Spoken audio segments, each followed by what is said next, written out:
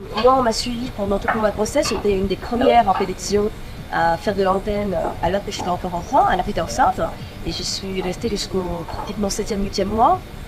Donc on m'a vu aussi à vue d'œil. Il y a eu une certaine empathie qui s'est créée avec le public et j'ai reçu des lettres absolument délicieuses et charmantes, des gens qui suivaient ma grossesse, qui m'entendaient à la radio parce qu'à l'époque c'était RTL, qui s'inquiétaient pour moi, pour ma santé, pour mon bébé, etc. Et puis j'ai eu un moment volé par ce magazine dont c'est fait allusion à la sortie de la clinique où mon mari venait me chercher. Où pour la première fois mon fils voyait le monde et ce moment d'intimité qui était vraiment important pour moi parce que c'est la première fois que ce petit bout sortait des trucs a été volé et puis au bout d'un moment, ça fait 2 ans maintenant, on me demandait régulièrement, et puis des rumeurs commençaient à circuler.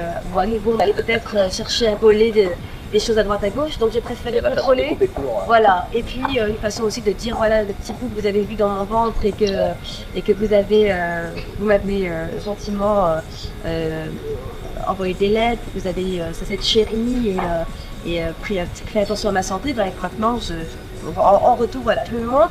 Je le fais de façon jolie, contrôlée, une fois pour toutes.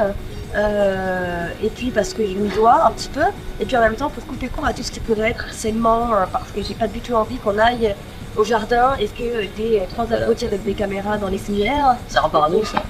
Faites attention lorsque vous sortez. Ça rend pas parano parce que je décide que je ne veux pas courir ma vie et que je n'ai pas envie que ces gens-là ne méritent pas que je m'attarde sur eux. Donc on vous dit quoi? Oh bah les gens sont charmants. En fait, les gens sont charmants, c'est sur des petits sourires de connivence, des petits poupous. On vient rarement m'embêter, on vient rarement. C'est déjà arrivé quand même? Non.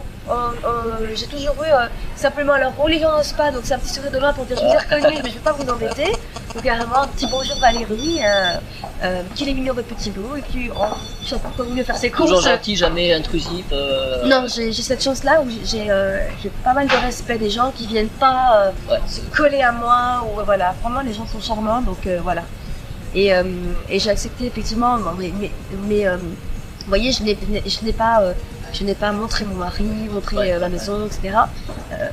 Je l'ai fait parce que les gens m'ont accompagné dans la grossesse, m'ont envoyé des petits cadeaux, m'ont envoyé des petites lettres, on fait attention à moi. L'histoire de partager qui est une réciprocité. Voilà, exactement. Et parce qu'encore mon petit chou est petit, qu'on ne risque pas vraiment de l'embêter parce qu'il change tous les jours. Et que voilà. Et ensuite, mon enfant n'est pas à vendre et que je n'avais pas envie qu'il ait une valeur marchande. Et donc ça coupait court aussi à toutes ces velléités de paparazzi, je ne sais pas comment on l'appelle pas, qui mettraient à prix mon fils. Voilà, mon fils n'a pas de prix. Et mon fils est trop cher pour vous, messieurs. Mon fils vaut une fortune. Et donc je préfère faire une développage très jolie, gratuite, belle, un petit moment d'intimité avec mon gamin. Qui d'ailleurs, on n'a pas posé, le photographe a été génial parce qu'on a joué, etc. Et lui a fait des petits moments de vie. Plutôt que de se dire, oh mon Dieu, voilà, il y a 40 personnes qui vont être sur le marché là, qui vont se dire, dis donc, le petit Benaïm là, on l'a pas vu, on l'a pris à la naissance, mais il va avoir 2 ans là, ça serait bien si on allait les emmerder pour être vulgaire. Donc voilà, il vaut combien le petit? Il vaut rien, parce qu'il vaut des milliards. Il vaut plus que tout dans mon cœur, et donc je préfère peut-être tout de suite, et voilà.